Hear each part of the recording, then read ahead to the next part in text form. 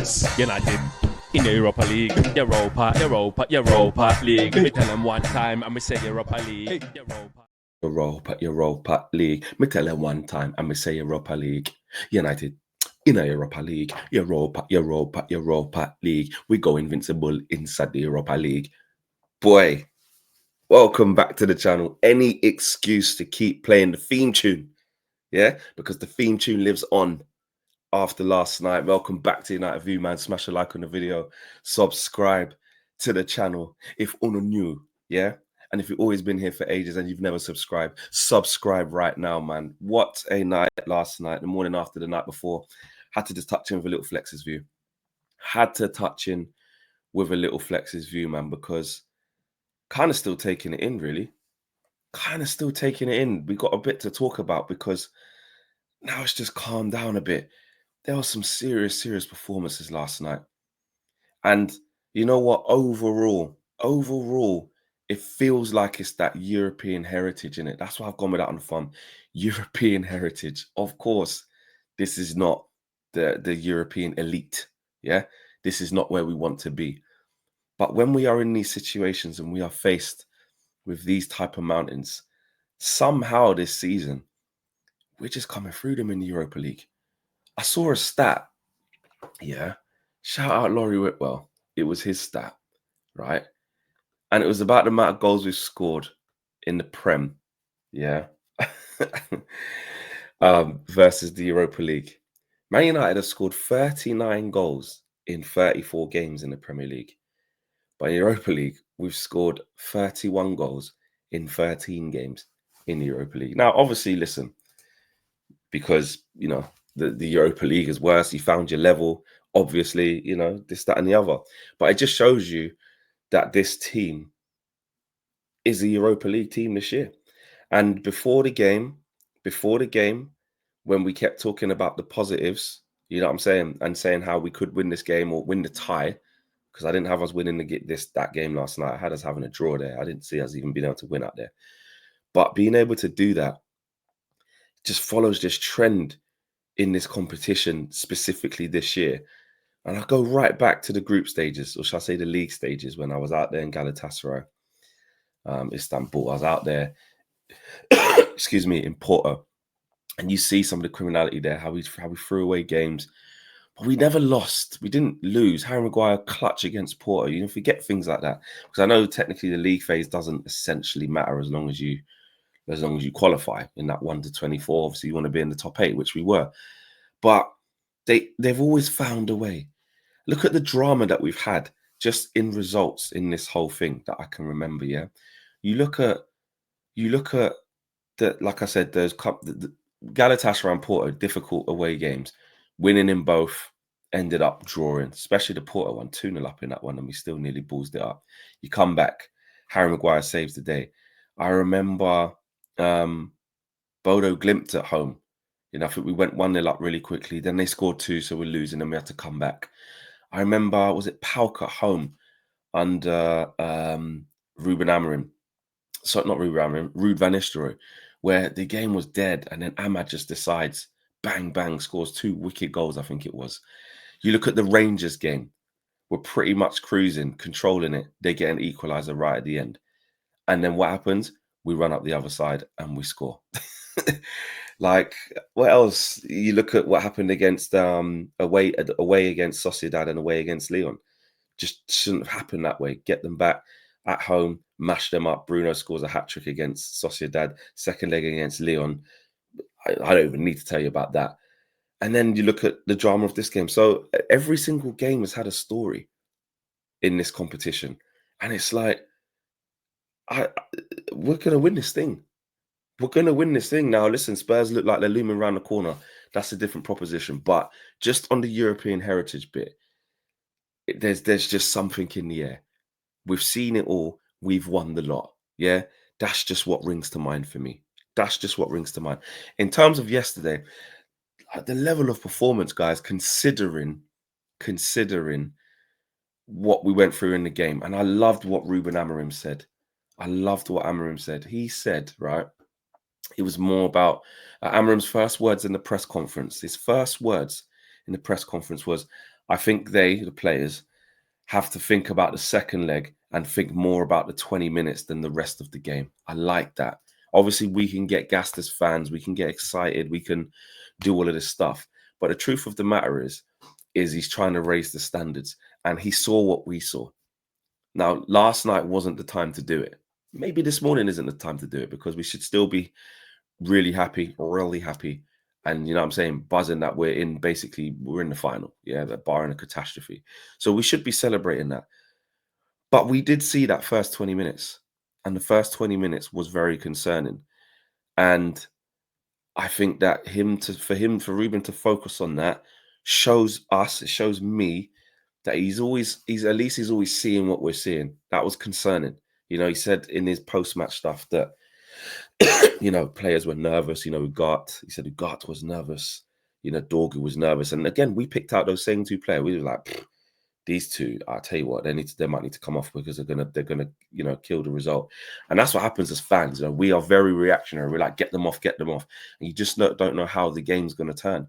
Dorgu went on to calm down and did well. Obviously, yes, with the 10 men of Bilbao. And Ugarte got 2 great assists and had a good game after that initial 20-minute period. Lindelof coming in, we questioned. First 20 minutes, he wasn't good. Gave the ball away a couple of times, but then made up for it with 2 big blocks. And actually, it was into what Harry Maguire said. And he was talking about how we defended our box well at the difficult moment, and then we always have quality that we can go up and score goals. And also, he was basically saying that it's important to do that at times, because they put us under a lot of pressure, but we defended our box well, and that's what you've got to do at times. And I think when you look back at how we even got the first goal and how we managed to ride that first 20 minutes, when we were all sort of back to the wall thinking, right, what's going to happen? Are these men going to, like, we need to fix up. We need to fix up quick. Because we did actually defend quite well. We got one let off. I say we had one let off, I think, with the Inaki Williams header, where he definitely should have scored that. That was complete and utter, you know, luck that he didn't score. And Ruben spoke about that. He said in the first 20 minutes, he talked about football's moments and confidence.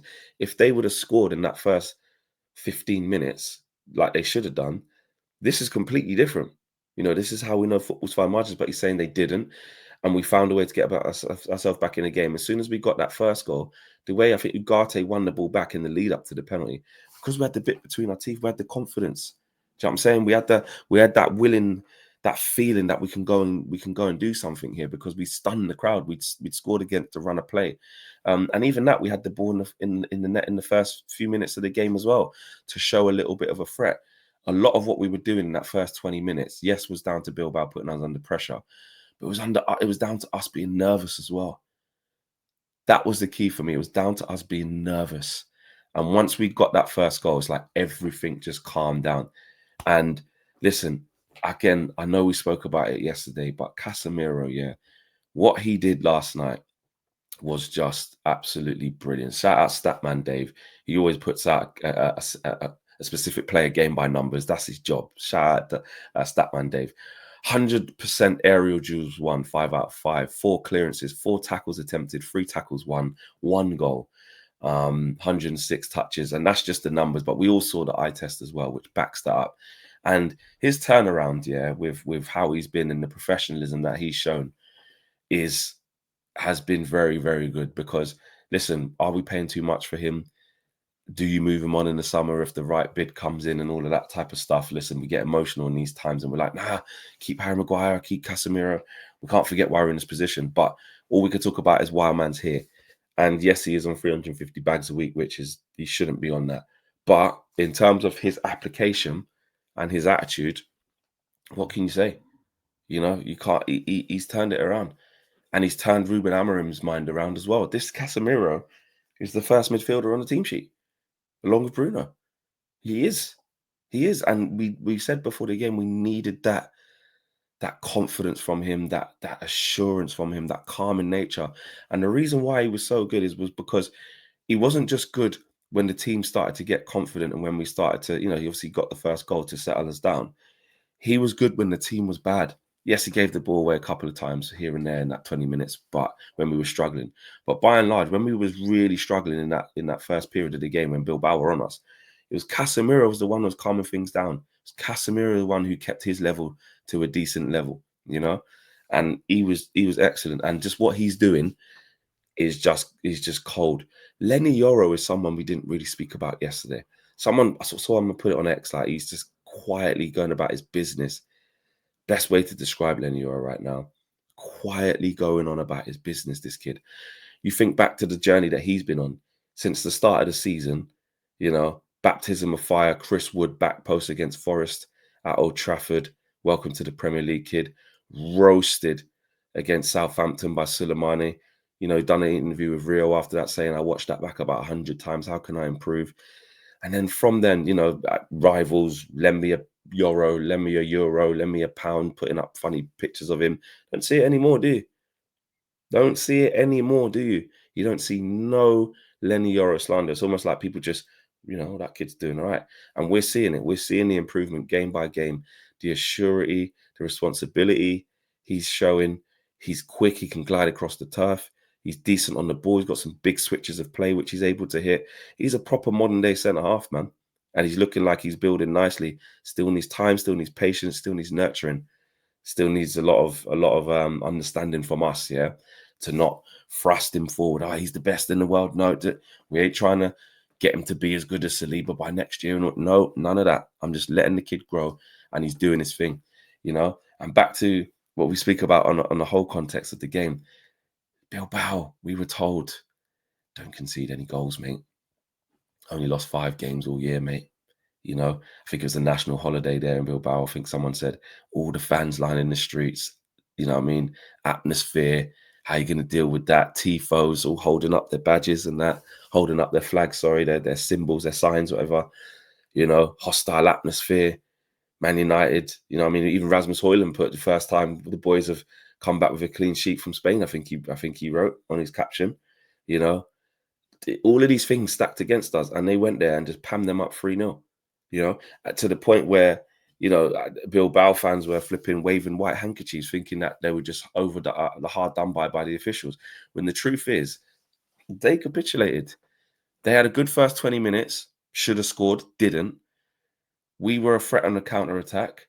We get that first goal. They let Harry Maguire twist up their left winger or left back, whoever that was. I don't even know who was doing flipping window wiper dance, back and back, river dance. Michael Flatley just couldn't sort his feet out, yeah. Going back and forth, got skinned by Harry Maguire. They went 1-0 down. They were shocked. Their defender who got sent off is an idiot. Don't get me wrong. I was like, oh, I think that's a bit harsh on that. But you gave this referee a decision to make when the ball isn't, you've made no attempt to play the ball and you pulled the player back. So, you know, 2-0, mate. Hold that. Don't care. Thought your man could defend good. Thought your man were wicked at defending. So he has to hold that. The red card, I didn't know you could do double jeopardy. I didn't really realize you could do that. But hey, I don't care. Denying a goal scoring, don't deny a clear goal scoring opportunity, mate, in the box. So this is business. Bruno, Captain Marvel. You know what I'm saying? And then they could have stayed in the game till halftime. They didn't. They conceded another one. They capitulated. So their fans, I don't know what they're angry about. And on Bruno Fernandez, the fact that he said he was doing his interview post-match, and just some stats. Bruno Fernandez is the first player in Europa League history to register 30 goal involvements in the knockout stages. He's done it in only 32 games. Mental. And he said, the club bought me because I scored 32 goals in one season. They knew I could create and score. I just need to keep delivering. Bruno saying, this ain't new. You know what I mean? He says to Brio, he said, to be honest, I feel the pressure for every penalty. That's a good thing in football and what we have to enjoy, because when I finish my career, that pressure will go away and I'll be much more relaxed. The manager and physio say that I need to relax and rest, but I say no. When I die, I will have a lot of time to lay down and rest. This is our captain. Rest when I die, mate. Rest when I die. So don't even need to say anything about him. He's top. He's excellent. He's there when you need him in the big moments. Yeah, listen, the pushback and the argument could always be he's got us to 16th or 14th in the league and this, that, and the third. But at the end of the day, let's be real. He's there when we need him in the big moments. His numbers have been super consistent. And if you get your team right, a player like Bruno Fernandez is invaluable. And he's invaluable even now. So I'm not going to go into that, oh, people who say this, or people, I don't care about that anymore. Bruno Fernandez is top. And it is something I also said before the game. I said, Bruno won't allow it. 2 goals, pressure penalty, and the third to take the tie away as well. So listen, happy days. That Spurs thing, we'll talk about that afterwards. Let's just get through first. I do like the fact that they do need to remain professional, because also, listen, Bilbao, first 20 minutes were good. And if they come to Old Trafford, get an early goal, we just don't need any of that. We need good game management. The guys need to rest. We've got Ahmad coming back in. We've got De Ligt coming back in at the perfect time. This is brilliant for these guys to get back fit again. Get them some minutes against Brentford. Rest some other guys against Brentford. You know, he's always saying Mazraoui's dead. Get Harry Amas in there against Brentford. I don't care if we win, lose, or well, obviously I care if we win. I want us to win, but I don't care if we lose. I predicted a loss anyway. But I don't know. When we were whistling them, man, it's always a tough place to go to. Get a draw. Don't care. Just get to Thursday, see Thursday out, and get to the final. That's all it is. I'm out of here, guys. Smash a like on the video. Peace.